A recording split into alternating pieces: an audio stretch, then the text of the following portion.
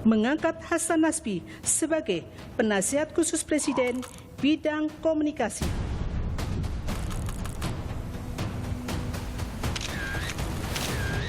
Demi Allah, saya bersumpah. Demi Allah, saya bersumpah bahwa saya akan setia kepada Undang-Undang Dasar Negara Republik Indonesia tahun 1945 demi dan berbakti saya kepada bangsa dan negara. Hari ini ditugaskan oleh Bapak Presiden sebagai penasihat khusus bidang komunikasi dan media untuk memperkuat lagi bidang komunikasi yang diperkenalkan oleh pemerintah supaya pesan-pesan yang ingin diketahui oleh publik itu bisa lebih baik lagi, bisa jauh lebih sampai dan bisa dipahami oleh masyarakat. Termasuk juga mungkin nanti dari pemerintah tentu kan harus juga meluruskan hal-hal yang berita-berita, pemahaman atau informasi yang tidak benar terhadap pemerintah.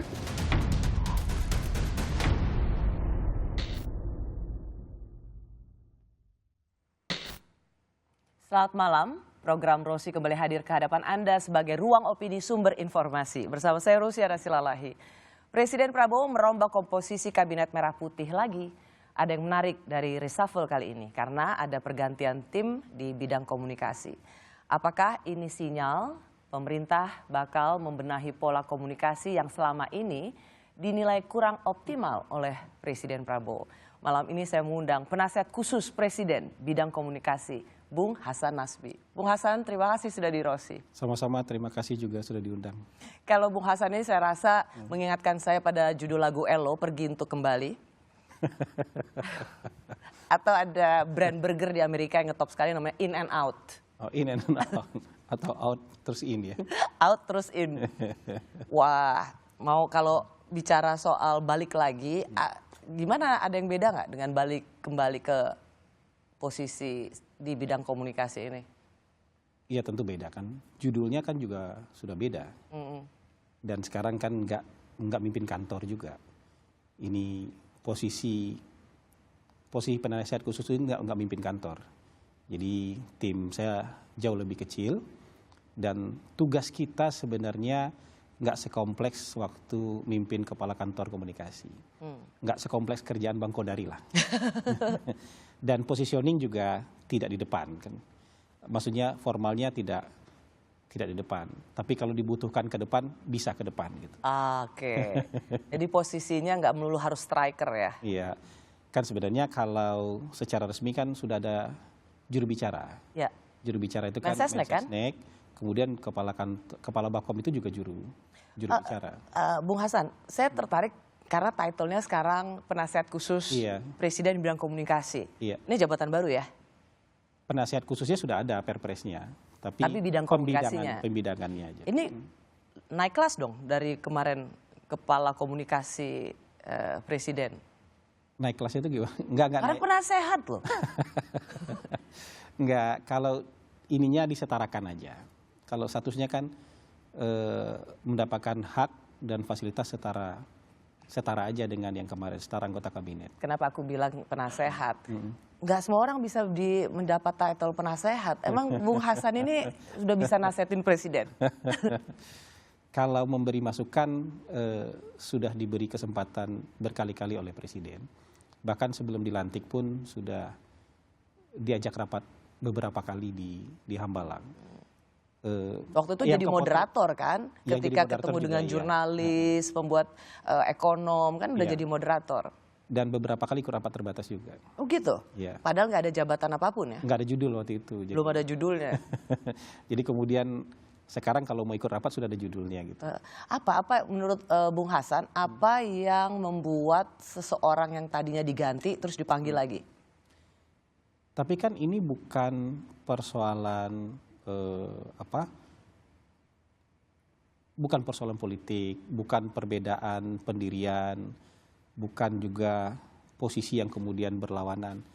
Saya kayak pemain yang memang lagi mainnya nggak bagus ya pindah ke bangku cadangan. Tapi saya nggak pindah klub kan. Masih di klub yang sama. Gitu. Masih di klub yang sama. Oh, Anda mengakui dulu diganti, itu karena mainnya lagi nggak bagus? Iya, bisa saja kan, maksudnya bukan pertimbangan politik, bukan pertimbangan yang lain. Saya sadar diri aja. Dan kalau kita memang lagi nggak bagus atau posisinya nggak pas, kita nggak maksimal, kita nggak bisa kasih performa seperti yang diinginkan, kan kita juga harus tahu diri kan. Ya. Jadi kalau misalnya pindah ke bangku cadangan ya pindah, tapi saya kan nggak pindah klub gitu. Bung, aku minta klarifikasi ya. Dulu waktu Bung Hasan itu diganti, itu kan kemudian ramai diberitakan di sosial media itu sebagai bersih-bersih orangnya Pak Jokowi. Ya terus kalau yang sekarang apa dong? Nah sekarang katanya Solo kembali lagi. Gitu. Ya. Apakah benar Bung Hasan ini representasi hadirnya kembali Pak Jokowi di timnya Pak Prabowo? Kalau menurut saya orang yang mengaitkan keputusan-keputusan Pak Prabowo hari ini kemudian dengan bersih-bersih orang Jokowi atau kembalinya orang Jokowi, itu pasti akan menemukan kesimpulan yang salah. Kan presiden kita nih bukan patung. Presiden kita ini orang yang paling powerful di Republik ini saat ini. Siapapun yang jadi presiden dia akan jadi orang yang paling powerful. Jadi kalau dia mengeluarkan orang dari tim yang lagi main, itu keputusan beliau. Ya. Kalau beliau masukin lagi, orang itu juga keputusan beliau. Jadi nggak ada urusannya dengan orangnya siapa. Gitu. Atau dan yang paling mengherankan saya, kenapa harus dipertentangkan antara Pak Prabowo dengan Pak Jokowi? Mereka kan sekutu. Ya. Kan aneh analisis berbasis pertentangan antara Pak Prabowo dengan Pak Jokowi. Orang sekutu kok. Orang yang jadi tim yang kemarin nggak sama-sama Pak Prabowo aja diajak masuk kabinet kok. Mohon maaf ya, maksudnya Caimin kan kandidat cawapres di klub sebelah, jadi Menko. Kemarin Menteri Lingkungan Hidup juga salah satu tim sukses di Mas Anies. Tim lain. Diajak masuk sama Pak Prabowo. Anda ingin mengatakan kalau toh memang mengambil orang yang terasosiasi dengan Pak Jokowi, kenapa aneh? Kan sekutunya Pak Prabowo. Atau begini, saya juga mendengar kenapa Bung Hasan ini dipanggil lagi, karena podcastnya setelah nggak menjadi, dulu kan namanya sebelum PCO, apa namanya, ganti-ganti melulu sih namanya. Mikrofon Hasan Nasbi tetap. No, sebelum diganti ke Bakom namanya. PCO. Principal Communication Office, nah, Presidential Communication Office. Nah, karena katanya Bung Hasan ini sering bikin podcast yang betul-betul membela kebijakan presiden dan Pak Prabowo happy dengan itu. Nah, kalau bicara belain presiden sekarang dan dulu kan sebenarnya apa sih kenapa Bung Hasan baru-baru belakangan ini saja di-assess ternyata ini bagus ini untuk menjadi bagian dari komunikasi presiden. Kalau itu walau alam lah. Tapi kayak yang saya bilang tadi, saya kan nggak pindah klub. Keluar lapangan nggak main lagi, iya. Tapi kan saya nggak pindah klub. Apa yang sebenarnya ingin diperkuat oleh presiden dari sisi komunikasi, Bung Hasan? Jadi ini nggak ada urusan dengan misalnya komunikasi lemah, komunikasi belum optimal. Tapi kan pemerintah senantiasa harus terus memperkuat semua lini, termasuk lini komunikasi. Jadi kalau misalnya ada tambahan, itu kayak tambahan tenaga, kayak tambahan mesin, kayak tambahan cc mobil lah, kayak tambahan sumber daya manusia yang mengurusi persoalan-persoalan komunikasi. Tapi kan kehadiran Bung Hasan atau kemudian Mas Angga diganti dari Bakom terus Mas Kodari yang masuk, itu kan bukan tanpa alasan. Tentu kan ada strategi yang ingin diubah. Ya kayak format ini aja, kayak format pelatih mau formasi berapa ini? Mau 2 penyerang, mau 1 penyerang, mau 3 pemain bertahan, mau 4 pemain bertahan, itu formasinya kayak gitu aja itu sebenarnya. Kenapa? Apakah selama ini komunikasi kurang strikernya? Karena kalau kita lihat Bung Kodari kan dia memang rajin untuk... Mungkin harus lebih, mungkin harus lebih, nanti kalau kata-katanya menyerang orang ngespinnya jadi beda. Tapi memang harus lebih agresif. Lebih agresif itu karena sekarang informasi yang beredar itu banyak sekali. Baik yang bisa dipertanggungjawabkan maupun yang tidak bisa dipertanggungjawabkan. Dan dunia digitalnya nggak ada regulasi yang cukup kuat untuk mengatur apakah ini informasinya benar atau tidak. Apakah Bung Hasan, kesalahpahaman koreksi saya, tapi begini, semakin banyak jubir, apakah memang semakin membuat komunikasi tentang kebijakan kepala negara itu bisa diterima dengan baik? Mungkin dalam bahasa Inggris the more is the merrier. Tapi rasanya untuk jubir, apa nggak makin Tapi ini? kan nggak ada teori tunggal untuk itu. Orang mungkin salah beranggapan bahwa semuanya harus satu pintu, itu salah. Masa menteri ke lapangan ditanya orang dia nggak boleh jawab, itu juga salah. Menteri juga punya otoritas untuk menjawab pertanyaannya wartawan. Kalau ditanya saat itu, masa dia harus lempar tanya sama jubir? Persis. Nggak begitu kan? Ya, kalau secara teknis seperti itu. Tapi kalau untuk urusan teknis iya. Tapi banyak sekali orang yang kemudian what so called jubir, apa tidak membuat Tapi semakin... saya bukan jubir loh. Ya, penasihat khusus. Apa Saya enggak bukan jubir loh. lebih membingungkan ya? Enggak. Kan lebih memperkuat sekarang pesannya seirama apa enggak. Jadi alat musik itu makin beragam juga makin indah kok. Asal nadanya sama kan. Ya. Asal chordnya selaras kan. Ya. Yang kalau sumbang-sumbang itu kan yang bikin ininya. Tapi selama chordnya selaras, tambah banyak alat musik itu tambah bagus kok. Nyanyiannya sama kok. Harusnya begitu, tetapi sekarang kan juga sering mendapat keterangan yang berbeda-beda. Nah, pernah nggak sih Bung Bukan Hasan keterangan yang berbeda-beda. atau penjelasan yang bertolak belakang satu sama lain? Contohnya apa? Contohnya, misalnya soal mobil impor dari India, sudah kemudian ditengahi oleh wakil ketua DPR, ditunda dulu, tetapi kemudian ternyata mobilnya sudah ada di Tanjung Priok. Nah, buat saya itu bukan keterangan yang berbeda-beda, tapi ada otoritas-otoritas kelembagaan yang belum betul-betul padu. Kan ada lembaga-lembaga baru juga. Ada lembaga ini kalau main bola itu ya pasti ada juga yang kena kartu kuning. Ada yang slidingnya nggak pas, kena kaki lawan. Ada juga yang kayak begitu. Tapi bukan berarti secara keseluruhan timnya bermain jelek, nggak kayak gitu. tetapi lebih kepada karena masih ada lembaga baru. Kasuistik lah. Nah, Kasuistik. tapi Anda mengakui dong kalau yang seperti ini membuat publik merasa merasa bahwa sesuatu kebijakan ini seperti bertolak belakang. Sudah dibilang ditunda dulu, tetapi ternyata ada. Kan ini bukan melulu tentang ini koordinasi yang cukup fatal. enggak juga. Miskoordinasi yang cukup fatal. Ada yang belum betul-betul klop itu biasa aja.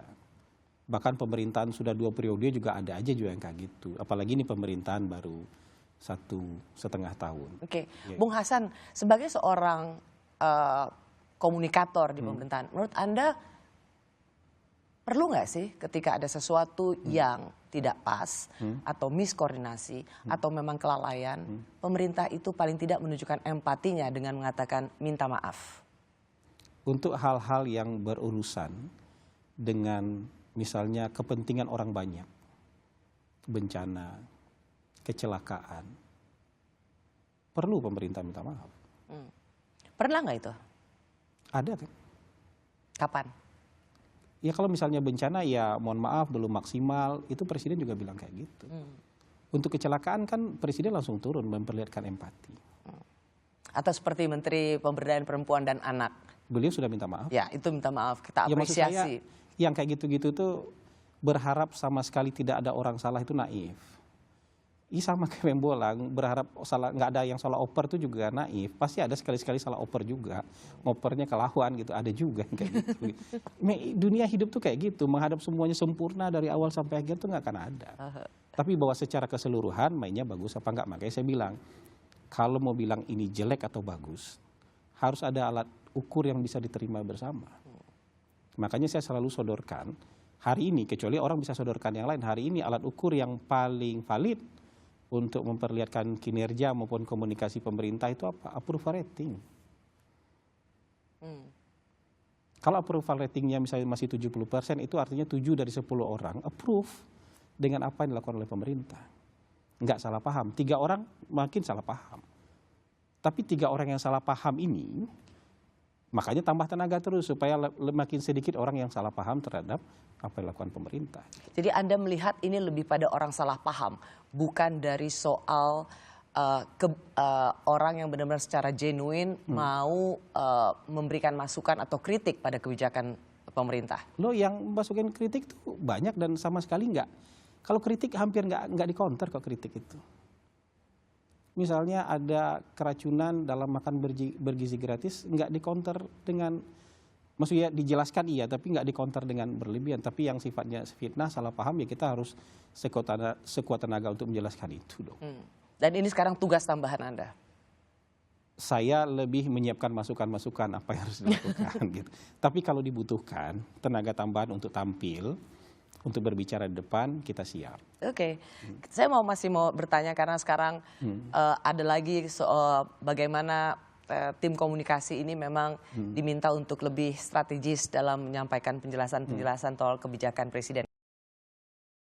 Kehadiran teman-teman New Media mencerminkan upaya Bakom untuk menjangkau publik seluas-luasnya, tidak hanya melalui media konvensional, tapi juga melalui kanal-kanal digital yang pada hari ini telah menjadi realita media atau realita komunikasi di kita. Pandangan kami, New Media harus dirangkul agar dapat meningkatkan kualitas dan standar, agar produk dari New Media ini makin berkualitas seperti halnya media konvensional. Terima kasih Anda masih di Rosi, bersama saya Rosiana Silalahi. Menjadi jubir dan mengelola komunikasi bukan pekerjaan gampang, apalagi tengah derasnya informasi dari media sosial. Saya masih bersama penasihat khusus Presiden bidang komunikasi Hasan Nasbi.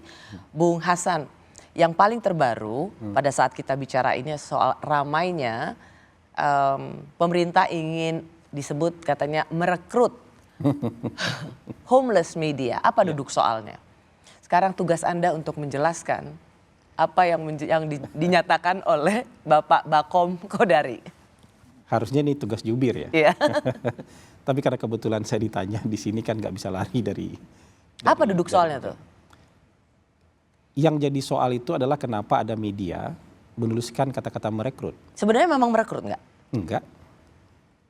Tapi kalau bekerja sama membuka akses, sama seperti dengan media-media lain, sama dengan Kompas TV, sama dengan Tempo dan lain-lain yang dibuka aksesnya untuk mendapatkan penjelasan rutin dari istana. Oh, jadi saat itu sebenarnya duduk soalnya adalah diundang untuk konferensi pers. Yang biasanya media-media mainstream. Sekarang ada anggota baru. Yaitu media-media yang disebut homeless media tadi. Media-media yang sekarang menamakan diri sebagai homeless media atau new media itu, gitu. Dan kebetulan mungkin karena baru diundang hari itu, jadi beliau sambutlah dengan menyatakan siapa aja new media atau homeless media yang diundang pada saat itu. Dan daftarnya pun kan daftar yang disodorkan oleh paguyuban atau perhimpunan new media ini gitu.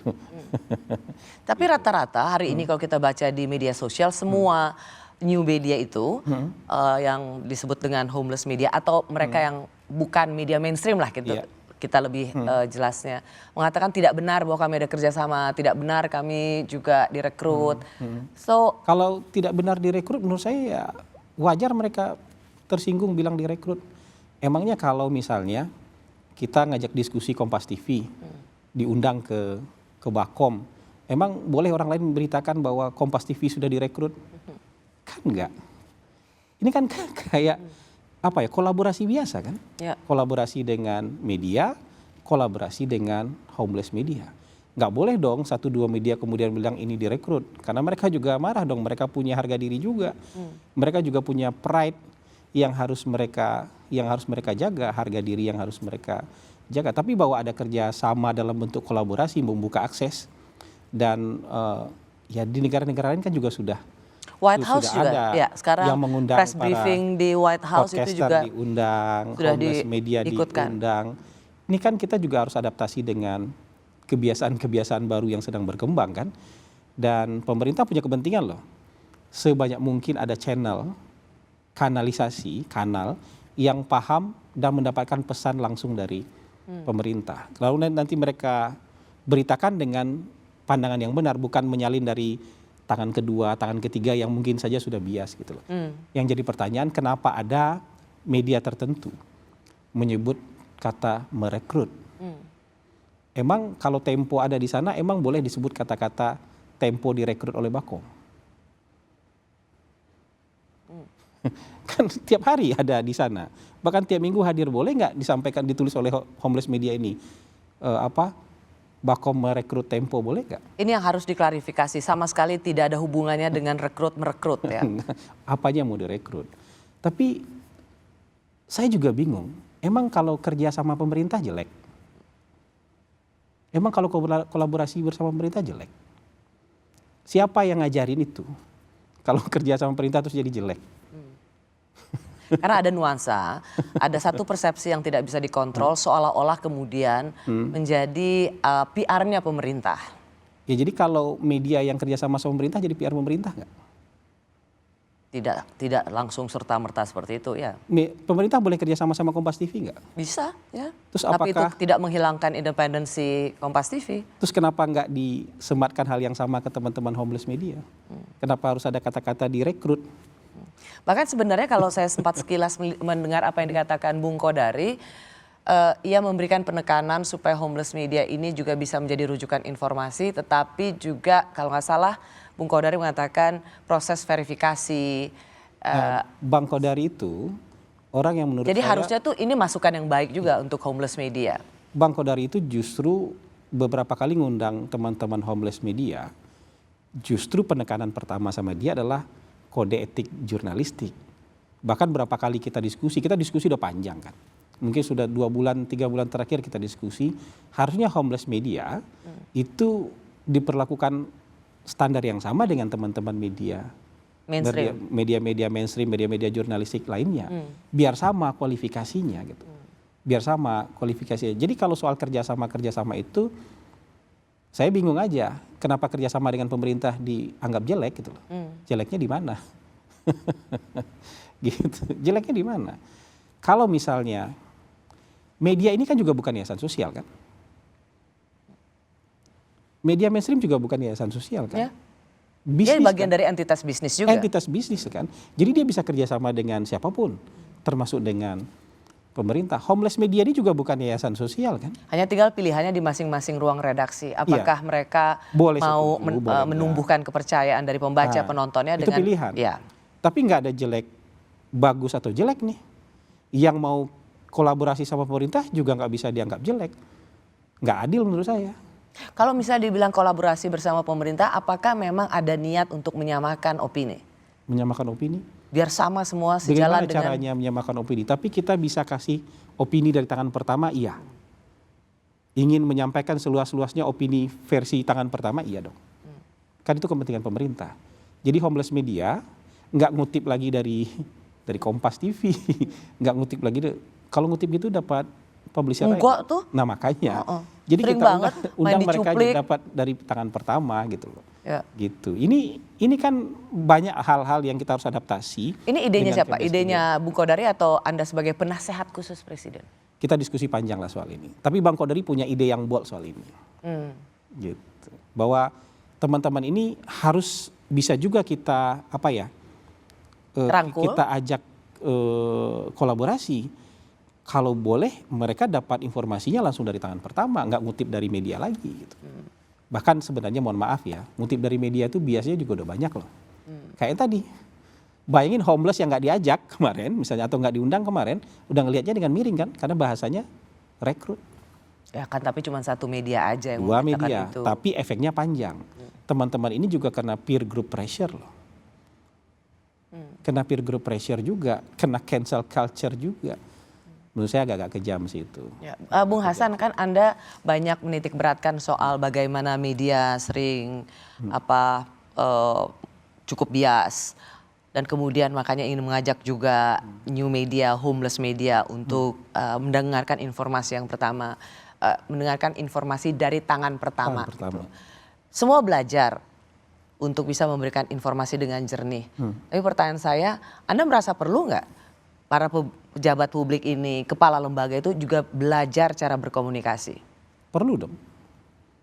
Pak Prabowo mau bikin program sekali lagi nih, retreat lagi itu, mungkin staf khusus atau juru bicara kementerian untuk retreat komunikasi. Jadi kita samakan Serius? gerak langkah kita soal komunikasi. Berarti memang Pak Prabowo merasa memang ada PR besar dari sisi komunikasi. Mungkin bahasanya bukan PR besar, tapi semua sayap harus dikepakkan dengan sama. Jadi nggak cuma kerjanya yang ngebut, nggak kerjanya yang kerja keras, tapi komunikasinya juga harus kerja keras supaya yang kerja keras di sisi kebijakan, program, pembangunan yang lain juga tersampaikan dengan baik gitu. Jadi akan Kita ada tuh butuh retreat. 3 hal kan. Nggak semua orang punya 3-tiganya. Mungkin salah satu, mungkin Apa 3 hal itu punya apa? satu. Yang pertama sekarang itu butuh nyali. Pemerintah KL tuh butuh nyali. Kita tuh kadang-kadang langsung surut gara-gara dibully 20 orang langsung surut. Udah diam aja deh, udah dibully kita gitu. Padahal ini penjelasan teknokratis sudah dihitung lama, begitu ada orang yang salah paham tapi salah pahamnya disambut oleh viralitas, kita mundur karena dibully.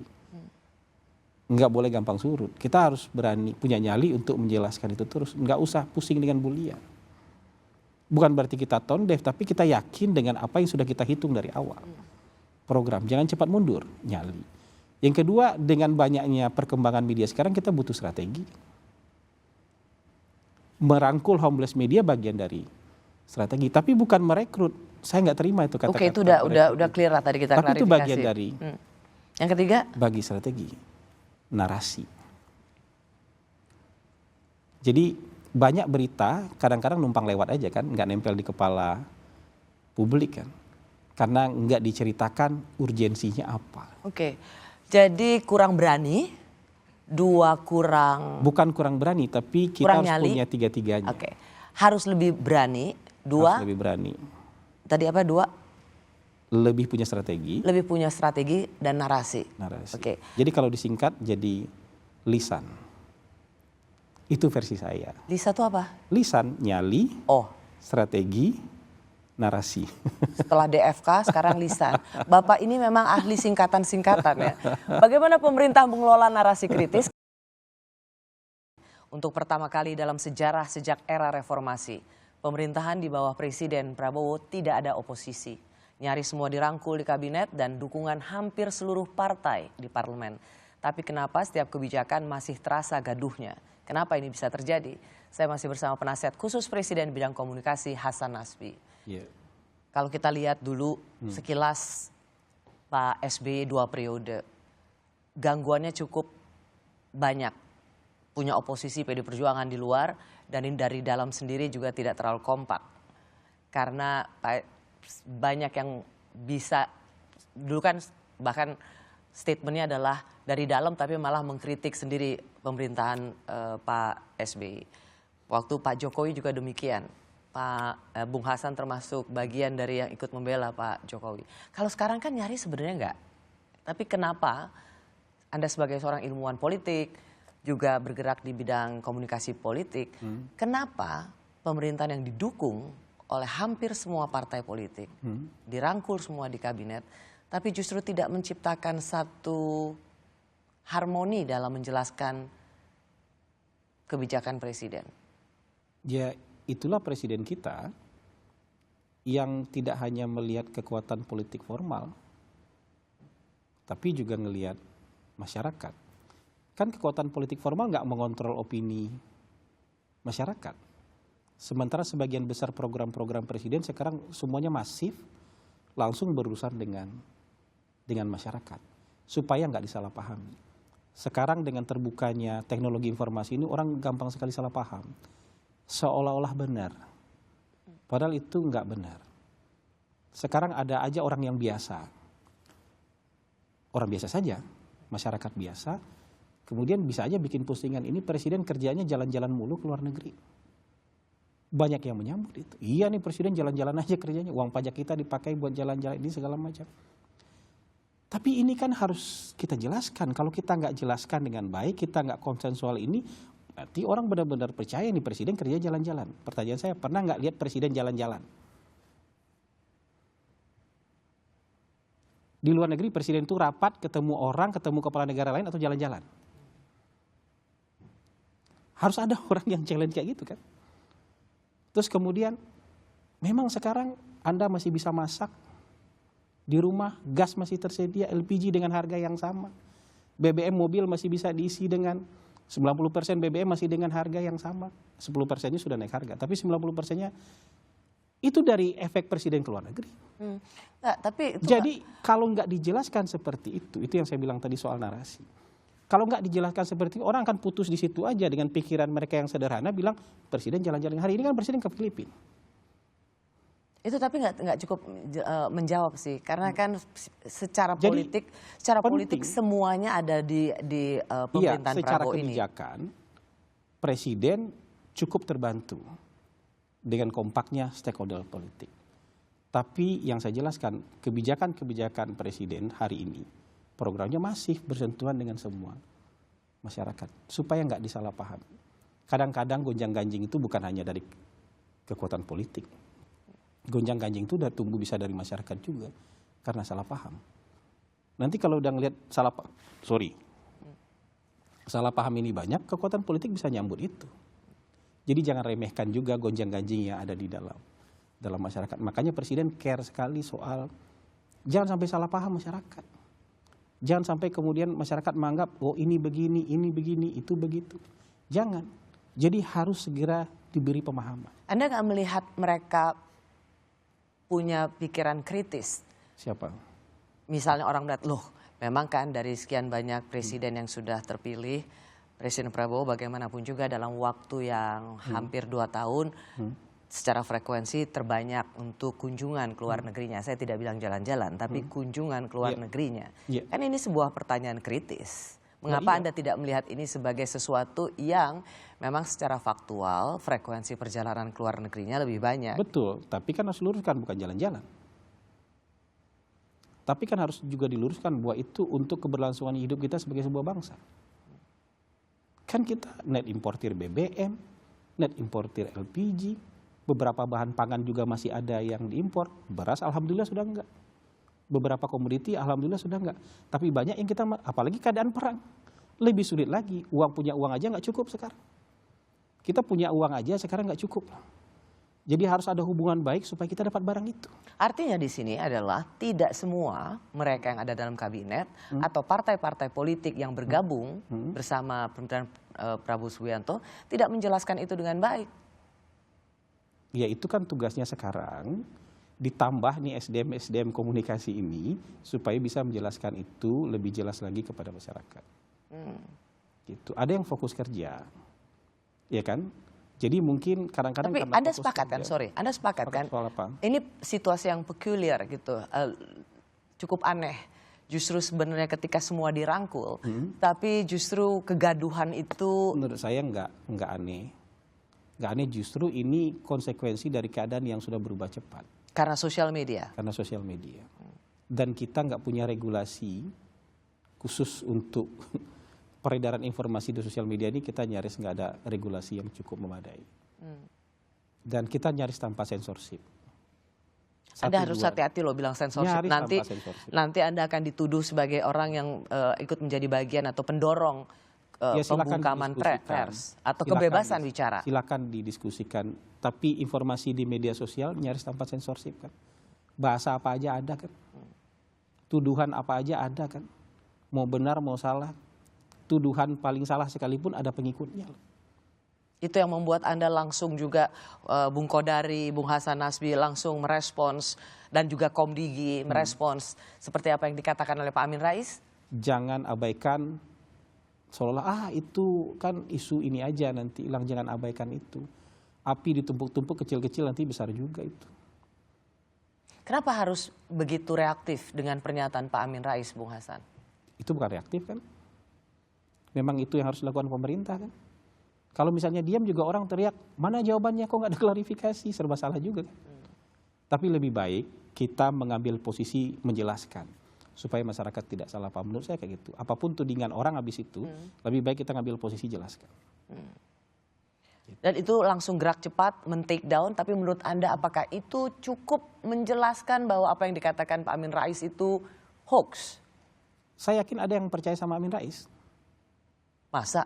Saya yakin ada yang percaya sama Amin Rais. Karena saya punya, ya di grup RT saya aja ada yang percaya sama Amin Rais. Di grup RT saya. Yang pasti itu pendidikannya di atas rata-rata, ada yang percaya.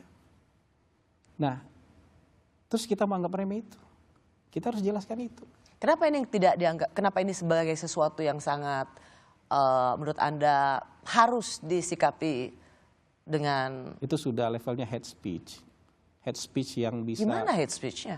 Hate speech dong, menuding yang tidak-tidak, apalagi soal moral misalnya, itu bersumber dari informasi dari akun yang tidak bisa dipertanggungjawabkan. Hate speech itu udah mirip-mirip Tommy Robinson tahun 2024 di Inggris itu.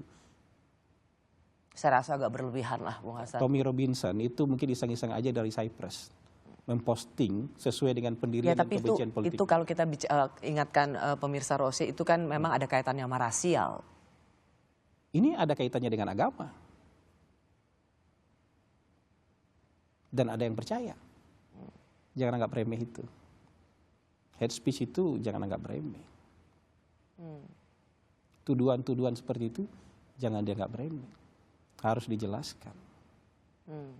Meskipun sebenarnya kalau buat saya, kalau saya ini harusnya diabaikan karena kita tidak Mungkin boleh menyinggung ranah privat. Kita boleh punya perbedaan pendapat, tapi nggak semua orang punya pikiran kayak Rosi. Saya udah cerita tadi, di depan mata saya ada orang yang percaya itu. Kalaupun itu menjadi sesuatu, I don't know, sesuatu yang bersifat ranah privat itu tidak boleh dicampur adukan dengan penilaian terhadap kebijakan. Kita sudah kenyang dengan hal-hal yang bersifat agama kemudian bisa meledak jadi macam-macam. Dulu orang dituduh dukun santet aja itu nyawa melayang kok. Kita punya KTP yang berbeda aja di beberapa daerah sekarang tuh nggak aman kok.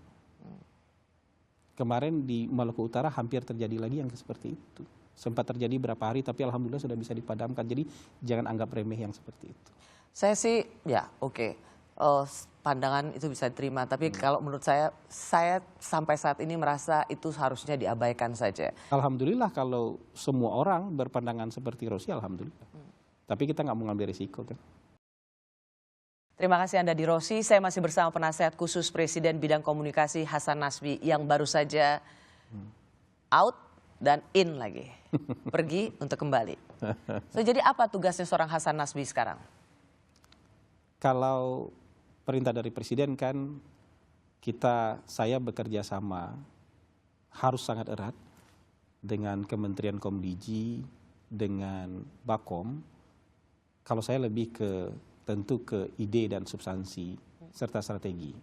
Tapi ototnya kan yang punya Komdiji dan Bakom. Mereka yang punya personil, punya anggaran, punya kemampuan untuk mengeksekusinya.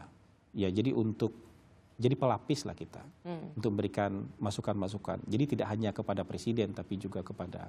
Anda termasuk bisa nggak kasih masukan, Mbok yang orang menteri ini atau kepala badan ini ya lebih baik nggak usah ngomong daripada kalau sampai orang di level jadi salah itu tangkap. saya rasa saya belum pernah memberikan masukan seperti itu. Tapi dalam proses sampai dilantik menjadi penasihat khusus ini dan setelah dilantik berapa minggu, kita weekend itu hampir pasti itu weekend di Hambalang dan bicaranya tidak harus formal kan, bicaranya informal. Ada dan dari itu Presiden tidak hanya kasih arahan tapi bertanya. Oke, tanyanya apa? Ya macam-macam, tentu nggak bisa saya bocorkan. Oke, tapi ketika bertanya itu kita bisa memberikan masukan dan belum tentu langsung diterima, di-challenge lagi sama Presiden.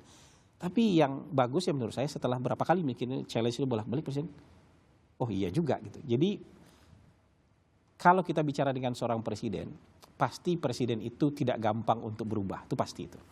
Kalau enggak dia nggak akan duduk di kursi Presiden. Dia pasti orang yang kuat pendirian, orang yang teguh pendirian, orang yang tidak gampang berubah pendirian. Itu pasti itu, udah sampai di level itu tuh orangnya pasti itu. Tapi bagaimana Anda memberikan masukan ketika tahu bahwa itu tidak doable sekarang? Yang mana misalnya? Kan tadi tidak bisa berubah pendirian, tapi Anda tahu bahwa ini belum... Bukan tidak bisa mudah, tidak mudah berubah. Jadi tapi ketika ada masukan-masukan, Presiden challenge balik masukan kita, sudah bilang, tapi coba bikin kajiannya, coba bikin ininya, coba bikin apa sebenarnya rangkuman-rangkumannya. Nanti presentasi lagi ke saya. Jadi ada titik di mana presiden itu kemudian memikirkan usulan-usulan yang tadi masuk walaupun awalnya di-challenge gitu. Bung Hasan, Anda tidak perlu sebut nama, tapi pernah sebagai orang yang ingin meluruskan atau supaya orang tidak salah paham pada kebijakan pemerintah dalam hal ini programnya presiden, pernah nggak Anda merasa, aduh kok ngomongnya kayak gini sih? Enggak. Kita harus belajar kayak gitu. Kita nggak bisa sok paten sendiri. Enggak. Tapi pasti ada dong yang misalnya, Enggak, menurut saya gini, ada masa di mana mungkin kekeliruan atau apa itu memang harus terjadi. Dan ada masa kita juga harus paham, mungkin orang itu, menteri itu, dia nggak punya pilihan lain. Tapi dia gini loh, kalau itu katakan itu harus terjadi, tapi itu kan bisa melemahkan trust. Ya kita harus segera perbaiki kan. Kali menurut saya trust itu bukan karena kesalahan, tapi karena bad intention. Sama aja kayak kita berumah tangga, kesalahan, tapi kalau kita tahu itu kesalahan bukan karena bad intention, bukan karena maksud jahat atau maksud buruk, kita masih bisa perbaiki itu. Beda dengan kalau ada maksud jahat, maksud buruk, itu tentu mungkin akan lebih sulit untuk diperbaiki.